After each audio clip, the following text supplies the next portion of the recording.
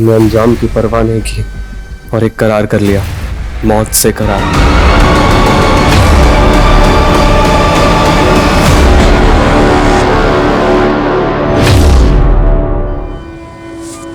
ठीक है, कल से 5 डिब्बे और बढ़ा दी। हाँ, आती हूँ। तो आपकी डील पक्की हो गई मम्मा? हाँ, एकदम पक्की हो गई। अब तुम्हारी मम्मा बहुत बड़ी बिजनेस वाली बनने वाली है। वाओ, ग्रेट मम्मा। मम्मा, अब हमारा घर भी बहुत बड़ा होगा ना?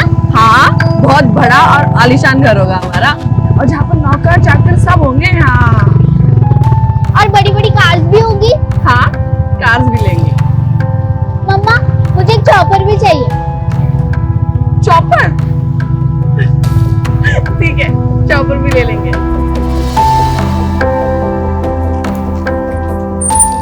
अरे नानी, मम्मा मुझे चॉपर दिलवाएगी। मुझे कितनी बार बोला है मुझे नानी मत बोला कर, ऐसे सबके सामने तो नहीं। अरे मैम, आप क्यों ले आई? मुझे बता देती ना, मैं ले आता खाली टिफिन। अरे तू कहीं और गया था ना डिलीवरी के लिए, इसलिए मैं ले आई। खाली टिफिन आने में लेट हो जाता है तो डिलीवरी भी लेट हो जाती है। अच्छा राघव, चलो शाम की तैयारी करो टिफिन। हाँ, फाल्गुनी, तुम्हारी कामयाबी की चाबी बन सकता हूँ मैं। तो मेरे प्रपोजल के बारे में क्या सोचा? अरे संजीव, तुम बाहर क्या कर रहे हो? अंदर आओ। वही बेटा, तुम अंदर जाके चेंज कर। 1 साल पहले तुमने बिजनेस के लिए मुझसे 3 लाख रुपए उधार लिए थे और उसको बढ़ाने के लिए 5 लाख रुपए और ले लिए। अरे मामूली से टिफिन सर्विस के बिजनेस में 8 लाख रुपए खपा दिए। तुम मुझे मेरा काम समझाने आए हो? तुम मेरा पैसा तो लौटा नहीं पा रही हो। टू बी फ्रैंक, तुम्हें बिजनेस करना नहीं आता। एक काम करो, तुम मेरी लाइफ पार्टनर बन जाओ। तुम्हें बिजनेस करना भी सिखा दूंगा और तुम्हारा कर्जा भी माफ हो जाएगा। अपनी हाथ में रहो संजीव। मधु, क्या है ये? तुमने तो कहा था तुम इसे शादी के लिए मना लोगी। मैं बात करती ना इस माँ से, ना मेरी जिंदगी का फैसला कर सकती है, ना ही मेरे बिजनेस में कोई फैसला ले सकती है। देखा मधु, इसने तुम्हें तुम्हारी औकात दिखा दी। ये तुम्हें अपनी बॉसी नहीं, काम वाली समझती है। संजीव, तुम मासी को भड़काने की कोशिश मत करो।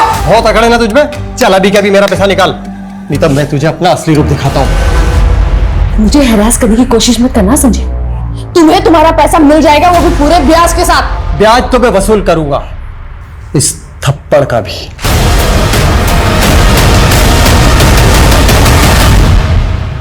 मासी, मैंने कितनी बार आपसे कहा है मुझे इस आदमी से शादी नहीं करनी है, फिर भी आप। मैं तुम्हारे भले का सोच रही थी फाल्गुनी।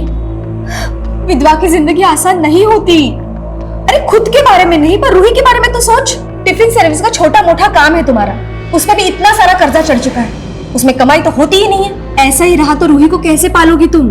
मासी, मैं आप जैसी नहीं हूँ जो अपने फायदे के लिए रिश्ते बदलती फिरूं। अरे अगर संजीव आपको इतना ही भाग गया है तो आप ही कर लो ना उसके साथ शादी। वैसे भी आपकी शादी तो हुई ही नहीं है। बस कर फाल्गुनी, मैंने तुझे अपनी बेटी माना,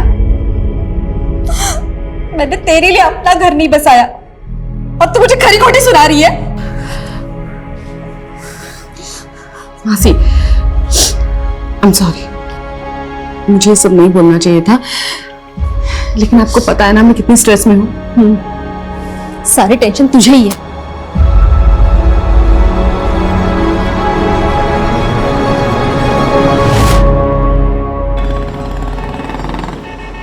मम्मा, मुझे बड़ा घर नहीं चाहिए, ना कार्स ना चॉपर। आप टेंशन मत लो। तू है तो मुझे क्या टेंशन है? और सपने देखना बुरी बात नहीं है बेटा। माना कि आज हमारे पास कुछ भी नहीं है, लेकिन हम मिलके अपना कल तो संवार सकते हैं ना। I know mamma, you are the best.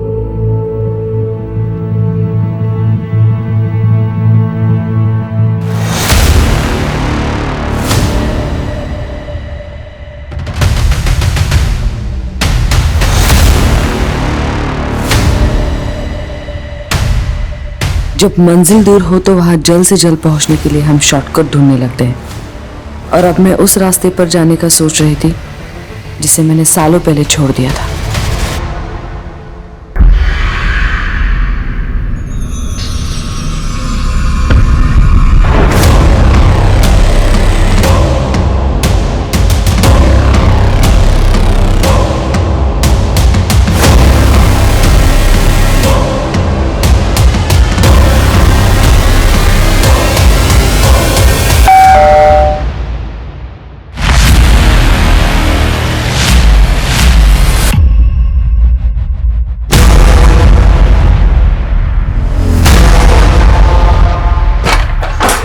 पकड़ रहे उसको।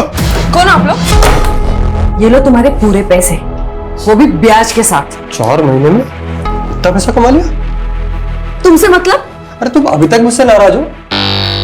एक्चुअली उस दिन मैंने तुम्हें शादी के लिए प्रपोज करके एक गलती की। अगर मैं तुम्हें सिर्फ सोने के लिए कहता ना तो तुम मान जाती। तो पैसा भी इसी तरह कमाया ना, सो के। तेरी नीयत चाहे जैसी भी हो, लेकिन मेरे बुरे वक्त में तू काम आया ना, इसलिए मैंने सिर्फ थप्पड़ मारा है तुझे, वरना मैं तेरे साथ क्या क्या कर सकती हूँ ना, ये जानता नहीं है तू। मुझे मालूम था इस डगर पे मुझे मौत भी मिल सकती है, लेकिन मैं मरना नहीं चाहती। मुझे अपनी बेटी के लिए जीना है।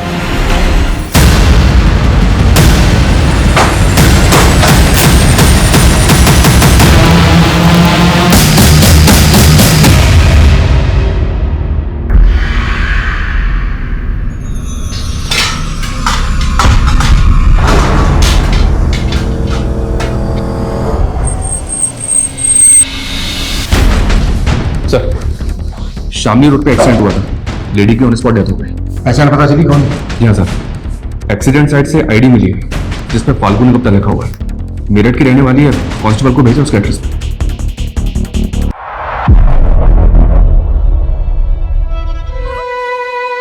नानी कहाँ गई राघव अंकल? बेटा वो आ जाएंगी। और मम्मी वो कहाँ है? मधु जी, मैं समझ सकता हूँ इस वक्त आपके लिए जवाब देना कितना मुश्किल है, पर कुछ बातें हैं जो हमारे लिए जानना बहुत जरूरी है। फाल्गुनी का एक्सीडेंट शामली रोड पर हुआ। फाल्गुनी शामली में कहाँ जा रही थी? शामली? सर वो तो 2 दिन से शहर के बाहर गई थी। शहर से बाहर कहाँ?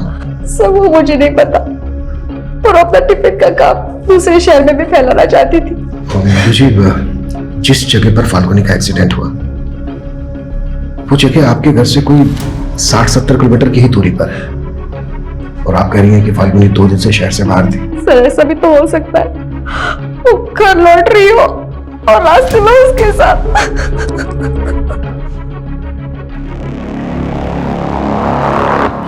सर, एक्सीडेंट स्पॉट का एक सीसीटीवी फुटेज मिला है। सर इसमें जिस तरह से फाल्गुनी भाग रही है और जिस तरह से व्हीकल ने उसे हिट किया, उसे गाड़ी का नंबर भी साफ दिखाई नहीं दे रहा है।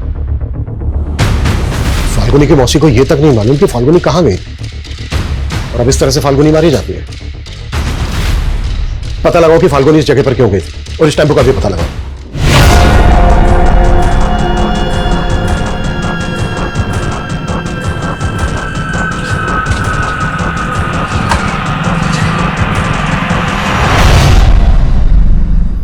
बहुत पढ़ाई कर रहे हो मेरे पीछे से। चल, आज तुम्हारे इम्तिहान लेते हैं। आजा। पानी।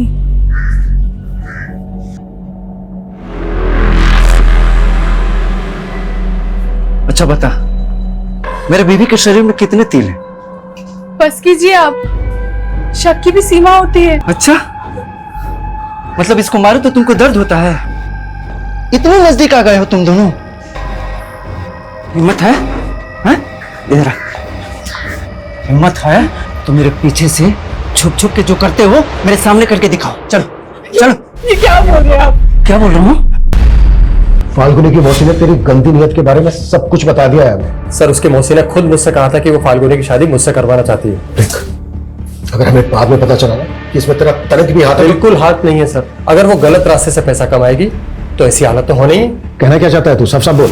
सर, 4 महीने पहले तक फाल्गुनी के पास अपनी बेटी की फीस भरने तक के पैसे नहीं हुआ करते थे, और 4 महीने के अंदर उसने मेरे 8 लाख रुपए चुकता कर दिया। ये लो तुम्हारे पूरे पैसे ब्याज के साथ। मुझसे सवाल करने से पहले आप उसकी मौसी से पूछिए कि फाल्गुनी शहर में किस किस के पास जाती थी जो उस पर इतना पैसा बरसा रहे थे।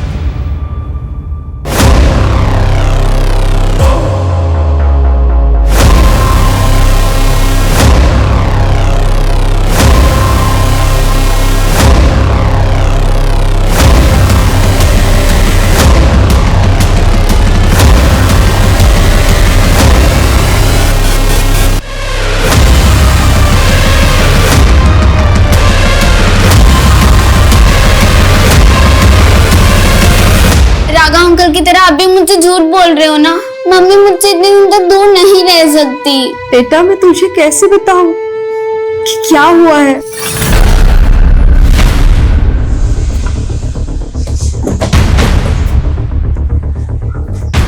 सर संजीव तो जलता था फाल्गुनी से, आप उस पर भरोसा कैसे कर सकते हो?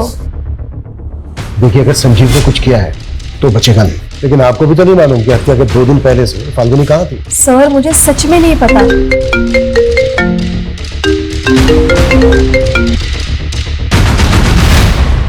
हाँ मनीष। इंक्वायरी में पता चला है कि फाल्गुनी ने शामली रोड पे एक जगह रेंट पे ले रखी थी। व्हाट? सर, फाल्गुनी ने ये जगह 2 महीने पहले ही रेंट पे ली थी। यहाँ के लैंडलॉर्ड का कहना है कि वो यहाँ से कोई बिजनेस कर रही थी। पर फाल्गुनी तो मेरठ से टिफिन सर्विस चलाती थी ना, यहाँ क्या कर रही थी? तो बेटा ये सारे एविडेंस कलेक्ट करो। सर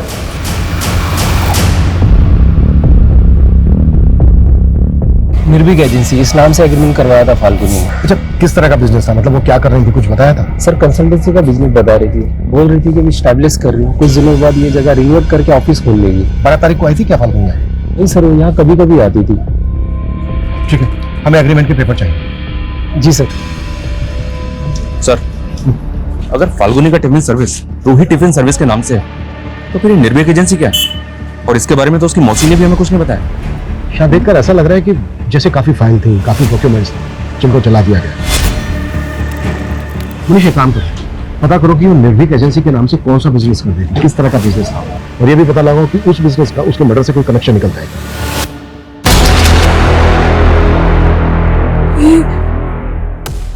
ये सही नहीं किया हमने। आप भूल गई इस आदमी ने हमारे साथ क्या क्या किया है?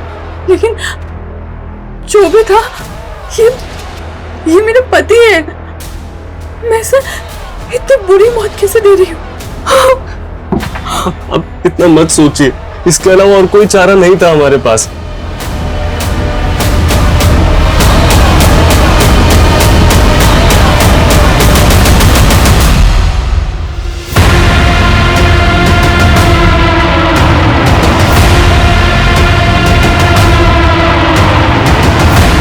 पॉसिबल है कि क्रिमिनल्स ने उसका रंग बदल दिया।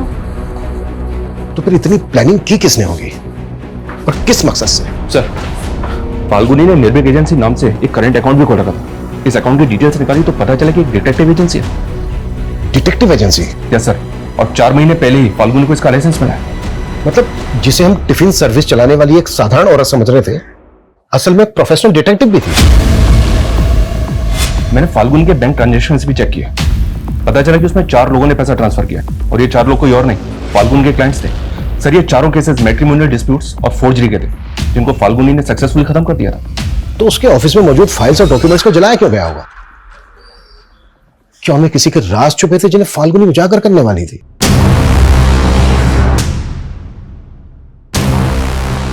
ये सब तो काफी हद तक जल चुका है सर। 1 PH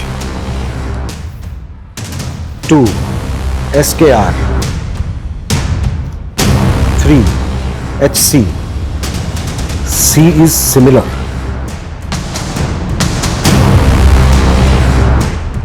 शर्मा, भले ही मैक्सिमम स्टफ जल गया है, लेकिन इससे यह क्लियर हो गया है कि फाल्गुनी जरूर कोई ऐसा केस इन्वेस्टिगेट कर रही थी जो उसके मर्डर की वजह बना। सर, फाल्गुनी के सीडीआर में कोई सस्पिशियस नंबर भी नहीं मिला, लेकिन सर फाल्गुनी की लोकेशन पिछले 2 महीने से अक्सर मुजफ्फरनगर की थी, लेकिन सर उसके सीडीआर में मुजफ्फरनगर का कोई नंबर नहीं मिला। ये भी तो हो सकता है कि वो कोई दूसरा नंबर भी यूज करती हो। शर्मा, अपने सारे खागियों को एक्टिव करो, उनसे कहो कि वो पता लगाए कि फाल्गुनी मुजफ्फरनगर में कहां जाती थी और किस किस से मिलती थी। Okay sir.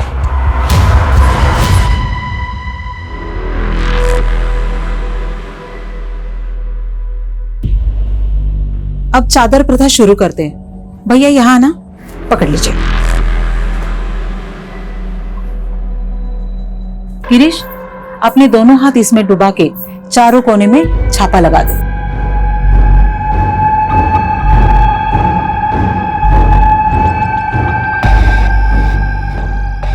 अब चादर प्रथा समाप्त हुई है, उसके अनुसार अब आप दोनों पति पत्नी हो।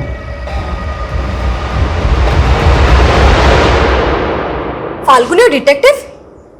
ये सब बातें सुन के मैं खुद हैरान हूँ। सर, इस बारे में मुझे कुछ मालूम नहीं था। मधु जी, आप फाल्गुनी को उसके बचपन से जानती थी और 11 साल से तो आप उसके साथ रह रही थी। अगर आप उसके बारे में कुछ नहीं जानती तो क्या इसका मतलब हम ये निकालें कि फाल्गुनी भरोसा नहीं करती थी आप पर, ट्रस्ट नहीं था उसे, इसके लिए अपनी बातें छिपाती थी आपसे? सर ऐसा भी तो हो सकता है वो जानबूझ के कर रही हो। अभी वो डिटेक्टिव थी तो ऐसे लोग अंडरकवर होके भी तो काम करते हैं ना। अच्छा, सर मैंने आपको एक बात नहीं बताई थी। फाल्गुनी लॉ स्टूडेंट थी और उसके पिता के पास पैसे नहीं थे तो उसने अपनी पढ़ाई छोड़ दी थी। पर शादी के पहले वो क्रिमिनल लॉयर के पास काम करती थी सर। और शादी के बाद? सर शादी के बाद उसका पति उसे कुछ नहीं करने देता था। फिर उसके पति के मौत के बाद वो मेरे साथ टिफिन सर्विस का काम करने लग गई। आपके साथ? हाँ। लेकिन उसका जो ये टिफिन सर्विस का बिजनेस था उसके डॉक्यूमेंट्स में तो आपका कोई शेयर नहीं है। वो तो सैलरी देती थी ना आपको। सर वो हमारा रिश्ता इन सारी चीजों के परे था। ये पुलिस क्यों आई है राघव अंकल? वो पुलिस स्टेशन में भी आपकी मम्मा का खाना जाता है ना, इसीलिए।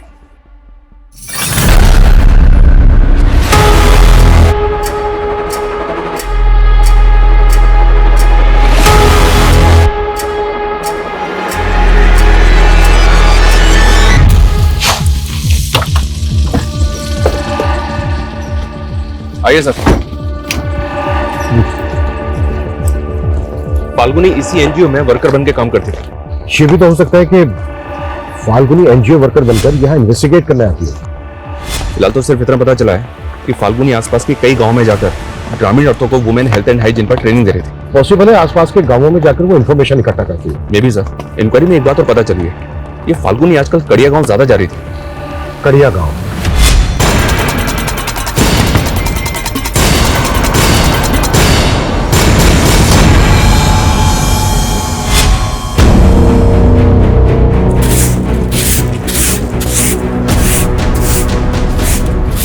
सुनिए, हमें पता चला है कि एनजीओ वर्कर फाल्गुनी अक्सर आपसे मिलती है। जी क्यों मिलती थी वो आपसे? वजह क्या है? सर वो सोशल अवेयरनेस के लिए सबके घर आ रही थी। आप? जी मैं पति हूँ इनका। कुछ और पूछना है आपको? नहीं। ये मैडम तो मुझे भी मिली थी। कृष्णा के पहले पति सरजू के बारे में पूछ रही थी। क्या? कृष्णा का पहला पति? जी, दूसरा पति गिरीश देवर था कृष्णा का, लेकिन सरजू के मौत के बाद उन दोनों ने शादी कर ली। अच्छा, ये फाल्गुनी सरजू के बारे में क्यों पूछ रही थी?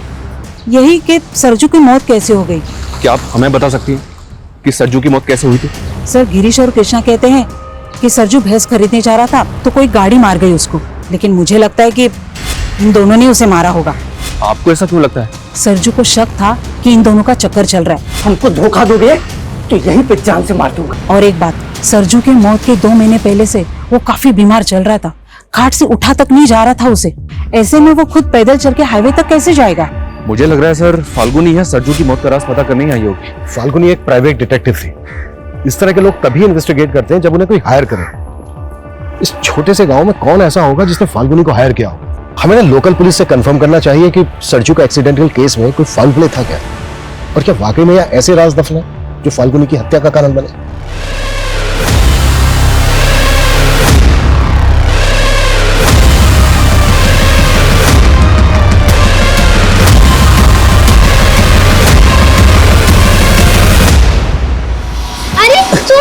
अरे अरे तुम डर क्यों रही हो? ये डॉल तुम्हारी मम्मी ने दी है तुम्हारे लिए। मम्मी ने? हाँ, मम्मी ने ऑर्डर पहले की होगी, बस पार्सल आ जाया है। राघव जरा इधर आना। हाँ हाँ आ रहा हूं।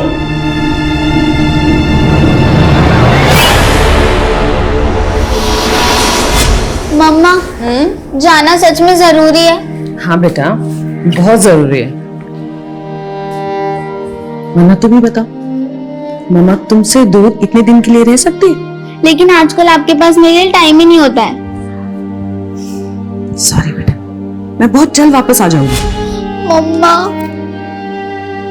आपने मेरे लिए डॉल ऑर्डर की थी, मैं आपको कहां से ऑर्डर करूं ताकि आप जल्दी से मेरे पास आ जाओ? कहां चले गए मम्मा?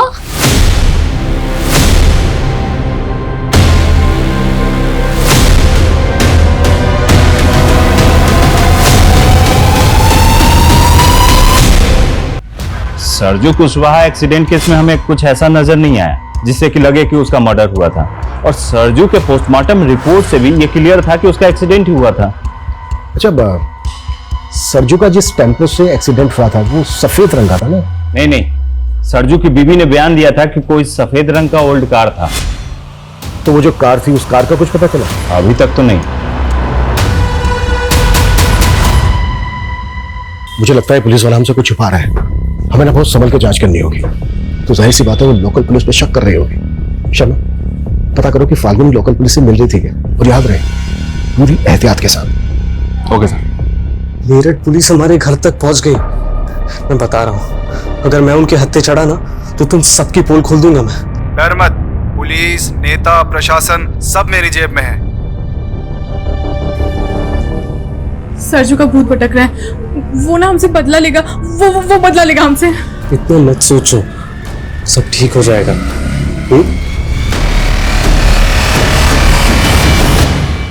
सर, हमने फाल्गुनी की सीडीआर में मौजूद एक एक नंबर को इन्वेस्टिगेट किया, लेकिन हमें अब तक कोई ऐसा नहीं मिला जिसने फाल्गुनी की डिटेक्टिव एजेंसी को सरजू या फिर मुजफ्फरनगर का कोई भी केस दिया हो।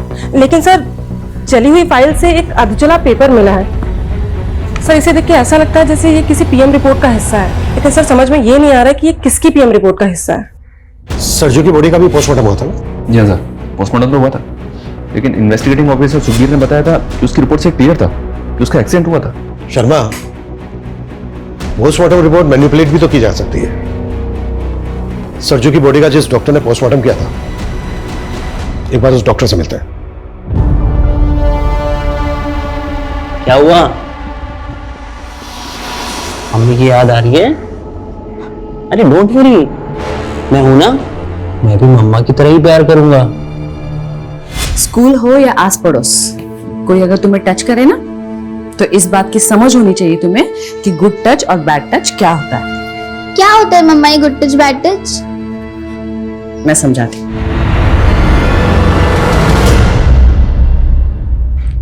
एक्सक्यूज मी, डॉक्टर पाल जो पोस्टमार्टम करते हैं कहाँ मिलेंगे? वो बताइए।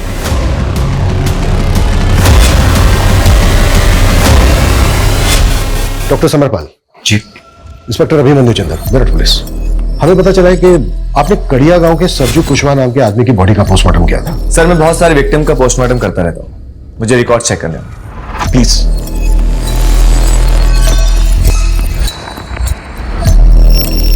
Sarju Kushwaha, right officer. Accidental case है, बॉडी में कई जगह इंजरीज थी और कुछ फ्रैक्चर्स थे, लेकिन हमें कोई फाउल प्ले नहीं लगा। कुछ दिनों पहले मेरठ में भी एक्सीडेंट हुआ था कि विक्टिम पर जानबूझकर टेम्पो चढ़ा दिया गया था। बहुत एक्सीडेंट की वजह से हुई थी, पर था वो मर्डर। लेकिन ये सब आप मुझे क्यों बता रहे हैं? जिस विक्टिम का एक्सीडेंट हुआ था उस विक्टिम का नाम था फाल्गुनी गुप्ता। ये शायद इसके साथ आपने सरजू की पोस्टमार्टम रिपोर्ट शेयर की। नहीं सर, मैं इस लड़की को नहीं जानता, और सरजू की रिपोर्ट सिर्फ इन्वेस्टिगेशन ऑफिसर के साथ शेयर की थी। ठीक है डॉक्टर, हमें इस रिपोर्ट की एक कॉपी चाहिए होगी। मैं आपको प्रोवाइड कर रहा हूँ। Thanks doctor. मैं तो तुम्हें चाहता था, लेकिन तुमने मेरा ध्यान फाल्गुनी की तरफ मोड़ दिया, और अब उसके मर्डर का इल्जाम भी मेरी तरफ मोड़ दिया। मुझे पता है ना तू कितना बड़ा कमीना है। वो तो मैं हूँ, लेकिन तुझे मैं फुल सपोर्ट करूंगा फाल्गुनी के बिजनेस को टेक ओवर करने में।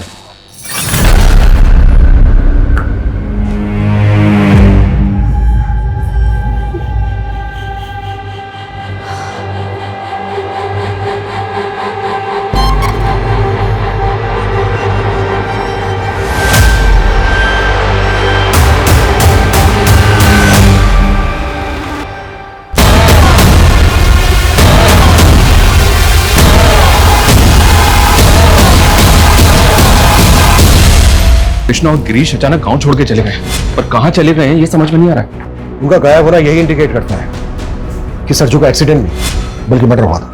और सर, अब तक ये भी पता नहीं चल पा रहा है कि फाल्गुनी को ये केस इन्वेस्टिगेट करने के लिए किसने दिया होगा। सब पता चलेगा मनीष। देखो, ये तो क्लियर होता जा रहा है कि फाल्गुनी की हत्या का सरजू के केस से कनेक्शन। एक काम करो, गिरीश और कृष्णा का लुकआउट नोटिस जारी करवाओ। Okay sir.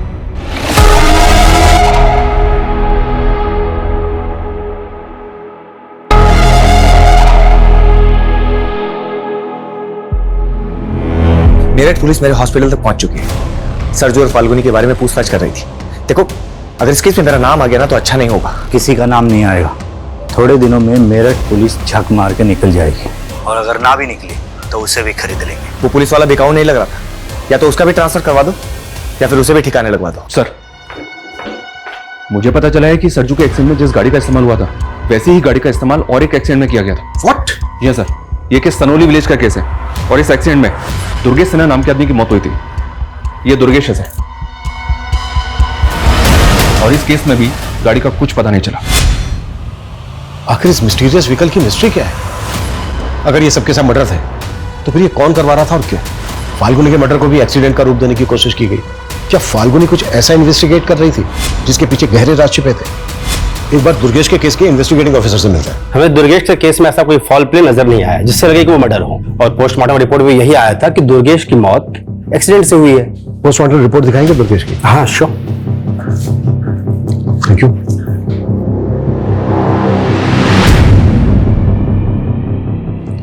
ये दुर्गेश की बॉडी का पोस्टमार्टम डॉक्टर समर ने किया था ना? जी सर, ये दोनों पोस्टमार्टम रिपोर्ट्स तो एक दूसरे की कार्बन कॉपी है। दोनों रिपोर्ट्स में मौत की वजह एक ही लिखी है। अच्छा शर्मा, ये डॉक्टर समर का सी बनाने का स्टाइल नोटिस किया तुमने?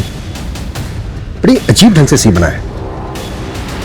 फाल्गुनी के ऑफिस में हमें एक डायरी मिली थी, उस पर लिखा था सी इज सिमिलर। क्या सी सिमिलर का इंडिकेशन इन्हीं दोनों रिपोर्ट्स का है? पूरे चांसेस।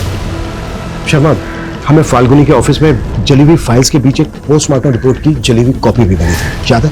इसका मतलब फाल्गुनी के पास ये दोनों रिपोर्ट्स थे और फाल्गुनी सरजू का नहीं बल्कि दुर्गेश का केस भी इन्वेस्टिगेट कर रही हो। ये डॉक्टर समर उस दिन से ही हॉस्पिटल नहीं आ रहा है जिस दिन से हम उससे मिलने गए।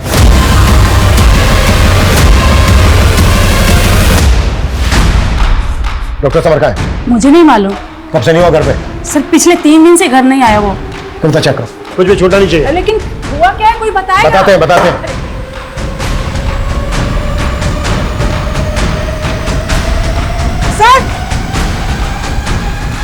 सर ये देखिए,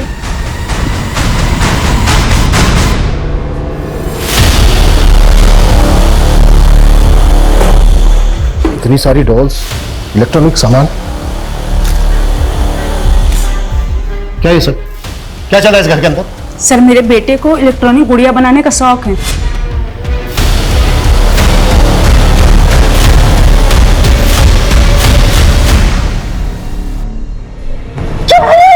अरे ये क्या कर दिया आपने? तूने मेरे रूम में कैमरा लगा दिया। अरे मम्मी एक्सपेरिमेंट कर रहा था, अपने रिमोट आई को टेस्ट कर रहा था। है कहाँ वो? फोन भी बंद कर रखा है उसने अपना। सर, मैंने कहा ना, मुझे कुछ नहीं पता है। अपनी मर्जी का मालिक है वो।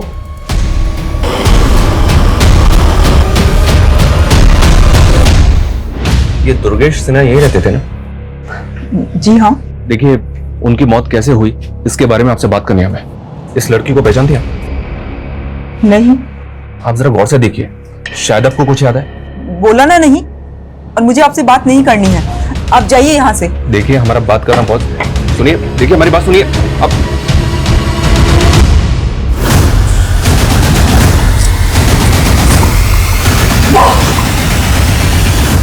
मम्मा, मैं तो डर गई। मैंने सोचा 2 दिन बाद वापस आई हो ना, तो ऐसे सरप्राइज करती तुझे। लेकिन मम्मा, मैं आपको बता नहीं सकती। जब आप चली जाती है तो यहाँ पर फाल्गुनी तुम आ गई? हाँ मासी। मासी, हाँ, रूही ने आपको तंग तो नहीं किया मेरे पीछे से? अरे नहीं नहीं, बहुत अच्छे से रही है वो। मम्मा, मैं क्यों नहीं बता पाई आपको वो सब? सर, दुर्गेश की बीवी का ऐसा रवैया देख के ताज्जुब हो रहा है। मुझे ऐसा लग रहा है कि सरजू की तरह दुर्गेश की मौत की हकीकत भी कुछ और ही है। मैंने मॉर्चरी में पता किया, पिछले 3 महीने में डॉक्टर समर ने 15 बॉडीज का पोस्टमार्टम किया और उन 15 में से 9 एक्सीडेंटल केसेस हैं। तो क्या ऐसे और भी केसेस हैं? इस डायरी में ना कुछ अल्फाबेट्स लिखे हैं जिनको देख के ऐसा लगता है कि जैसे ये विक्टिम्स के नामों का शॉर्ट फॉर्म हो सकता है।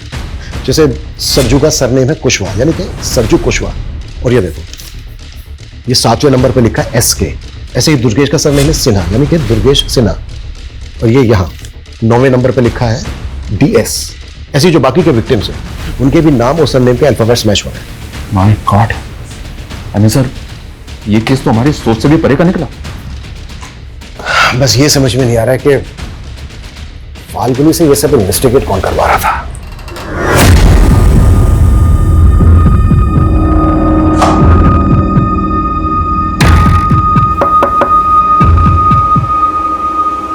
सर ये फाइल।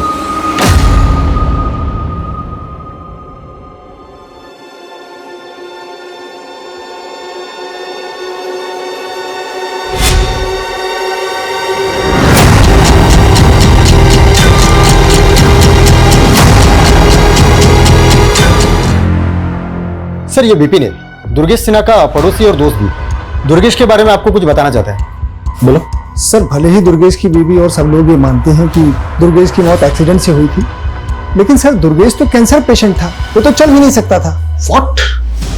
उसका इलाज एनटी दीक्षित मेमोरियल अस्पताल में चल रहा था। और सर मुझे बहुत अच्छे से याद है, उस शाम जब मैं दुर्गेश को मिलने उसके घर गया था तो वो बिस्तर पर ही अपने प्राण छोड़ चुका था। फिर मुझे उसकी पत्नी ने वहां से जाने के लिए कहा। उसके बाद मुझे उसी रात को यह पता चला कि दुर्गेश का हाईवे के पास में एक्सीडेंट हो गया है।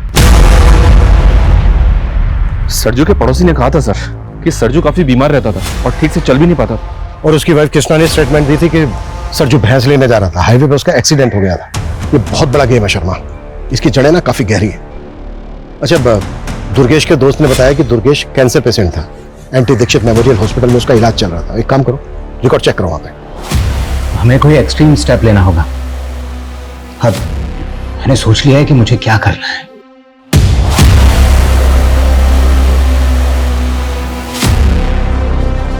नहीं सर, दुर्गेश सिन्हा नाम के सर किसी पेशेंट का रिकॉर्ड नहीं है यहाँ पर, और ना ही सर इस नाम के किसी कैंसर पेशेंट का इलाज हुआ है इस हॉस्पिटल में।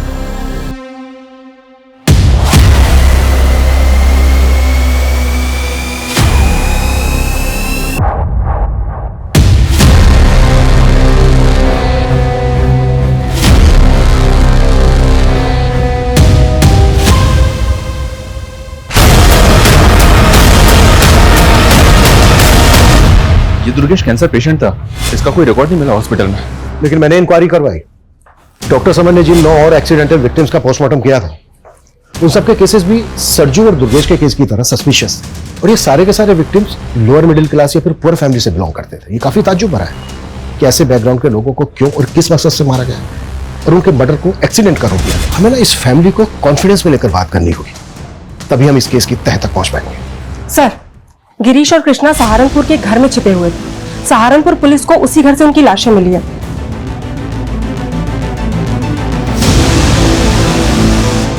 सर, क्राइम सीन से सुसाइड नोट मिला था, शायद इन दोनों ने सुसाइड किया। हमने अंजाम की परवाह नहीं की और एक करार कर लिया, मौत से करार। हमारा गुनाह बस इतना है कि हमने अपनी मजबूरी के साथ सौदा कर लिया। देखिए, मैं जानता हूं आपके पति सरजू कुशवाहा को कैंसर है और उनका बचना नामुमकिन है, लेकिन आपको उनकी मौत के बाद काफी पैसा मिल सकता है। किस बात का पैसा? फिर जैसे ही सरजू की मौत हो गई, देर रात में आप उसकी लाश को हाईवे पर डाल दीजिएगा, जहां एक गाड़ी उन्हें कुचल कर चली जाएगी। फिर आपको पैसा मिल जाएगा। सिर्फ 2 लाख रुपए और इतना सारा तनाव। हम अपने पाप के बोझ से दब गए, इसलिए हम दोनों आत्महत्या कर रहे हैं। ये सब तो बेहद अजीब है सर, ना ऐसा पहले कभी देखा और ना सुना।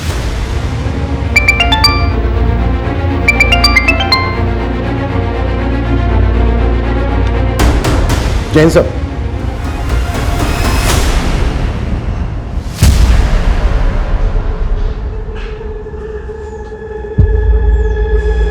तुम मुझ पे गुस्सा हो ना? मैं जानती हूँ मैं बहुत बुरी हूँ। और राघव अंकल, वो तो और भी बुरे। उन्होंने मेरे साथ। रूही, राघव ने क्या किया तुम्हारे साथ? देखिए, टारगेट्स तो आप लोगों को अपने अपने पूरे करने ही हैं, लेकिन मैं सिर्फ ये कहना चाहता हूं कि जब भी आप कोई नई पॉलिसी भेजें तो क्रॉस चेक कीजिएगा डॉक्यूमेंट्स पूरे। Excuse me, Mahesh Singh ji. SP sir ने तो आपको बता ही दिया होगा कि मैं आपसे क्यों मिलना चाहता था। जी, लेकिन हमें ताज्जुब इस बात का है कि इतने समय तक आप चुप क्यों रहे? आपको तो बहुत पहले सामने आ जाना चाहिए था। एक्चुअली हम डिलेमा में थे कि हमारा शक सही है या गलत, और उसी को पुख्ता करने के लिए हमने फाल्गुनी को मुजफ्फरनगर डिस्ट्रिक्ट में लगाया था। इसके अलावा 4 और डिस्ट्रिक्ट में हम अपने लेवल पर इन्वेस्टिगेट कर रहे थे। तो मतलब फाल्गुनी को आपने हायर किया था? जी। फाल्गुनी को मैं 10 साल पहले से जानता था, जब वो एक क्रिमिनल लॉयर के यहाँ काम किया करती थी। वो लॉयर मेरे दोस्त थे, और जब मुझे पता चला कि फाल्गुनी ने डिटेक्टिव एजेंसी स्टार्ट की है, तो मैंने उससे बात की। हमें ऐसे इंसान की तलाश थी जो ग्रास रूट लेवल पर जाकर इस मामले की पूरी सच्चाई सामने ला सके। मुझे क्या करना होगा सर? फाल्गुनी, मुजफ्फरनगर डिस्ट्रिक्ट में पिछले 4 महीनों में 183 पॉलिसी होल्डर्स ने एक्सीडेंटल इंश्योरेंस क्लेम किया है। ये काफी स्ट्रेंज है, क्योंकि ये सारे लोग लोअर बैकग्राउंड से आते हैं, और पॉलिसी लेने के 1 महीने पहले ही इन लोगों ने अपने पैन कार्ड बनवाए और बैंक में अकाउंट खुलवाए। उसके पहले इनका किसी भी बैंक में कोई भी अकाउंट नहीं था, और पॉलिसी लेने के 1-1.5 महीने बाद इनका एक्सीडेंट हो गया। सर, इसमें पक्का फाउल प्ले है, वरना इतने सारे लोगों के साथ सेम हादसा कैसे हो सकता है? मुझे लगता है कि जरूर किसी ग्रुप ने या किसी गैंग ने इनसे ये सब करवाया होगा। फाल्गुनी एकदम सही डायरेक्शन में थी। हमें भी हिंट मिलने लगे थे कि इन सब के पीछे कोई ना कोई ऑर्गेनाइज्ड गैंग है, और इसमें काफी पुलिस वाले और काफी पोस्टमार्टम डॉक्टर्स शामिल हैं। लेकिन इसके पहले कि फाल्गुनी हमें कोई प्रूफ देती, हमारे बाकी इन्वेस्टिगेटर्स ने भी हमें इंफॉर्मेशन दी थी। 500 से ज्यादा केसेस हैं, 100 करोड़ से ज्यादा इंश्योरेंस क्लेम हुआ है। व्हाट? 500 से ज्यादा केसेस? मतलब हम ये मान सकते हैं कि 500 से ज्यादा लोगों का मर्डर हुआ है जिसको एक्सीडेंट का रूप दिया गया?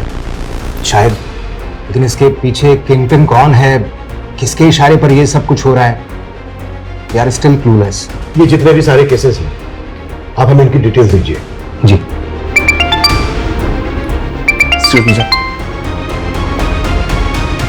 हाँ कविता। सर, दुर्गेश की वाइफ सरकारी गवाह बनने के लिए तैयार हो गई है। वो हमें उन लोगों के बारे में बताना चाहती है जिनके कहने पर उसने दुर्गेश की मौत को एक्सीडेंट की शक्ल देने का प्लान बनाया था। गुड जॉब कविता। कहाँ है दुर्गेश की बीवी?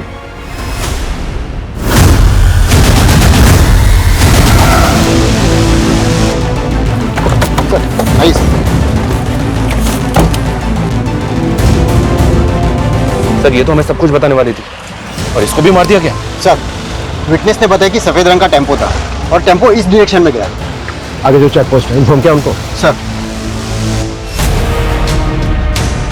हेलो, हाँ ओके ठीक है, हम भी बस उसी साइड आ रहे हैं।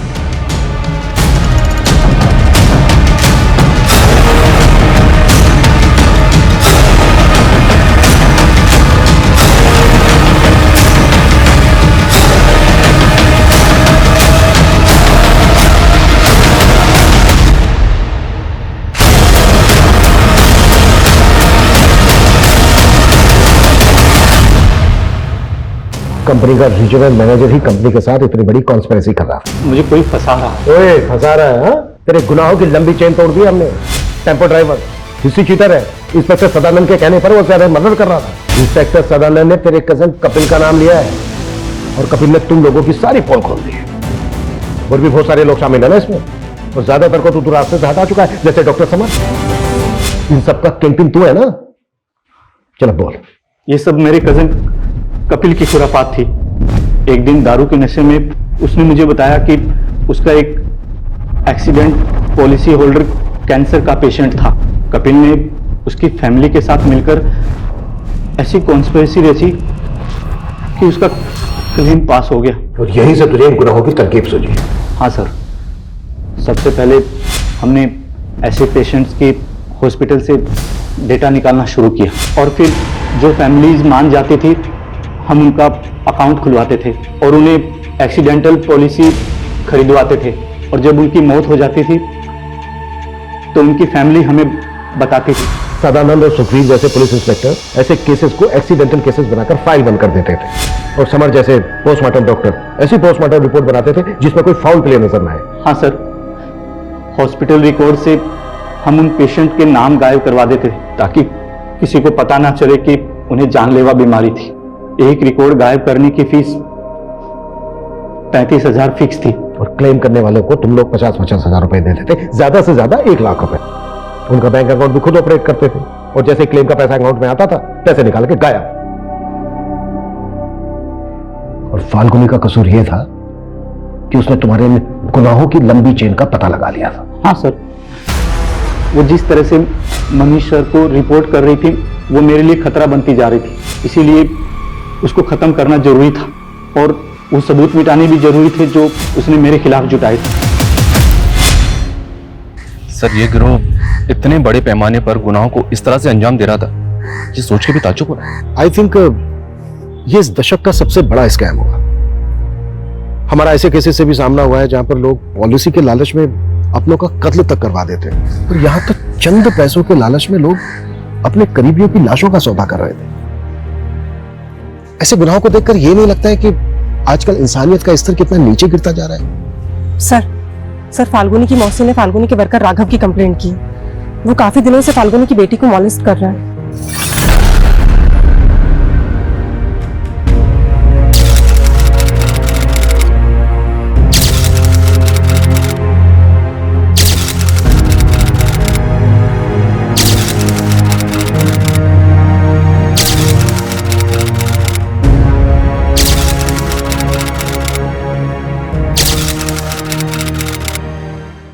क्राइम पेट्रोल के ऐसे ही मजेदार एपिसोड्स देखने के लिए हमारे चैनल को सब्सक्राइब करें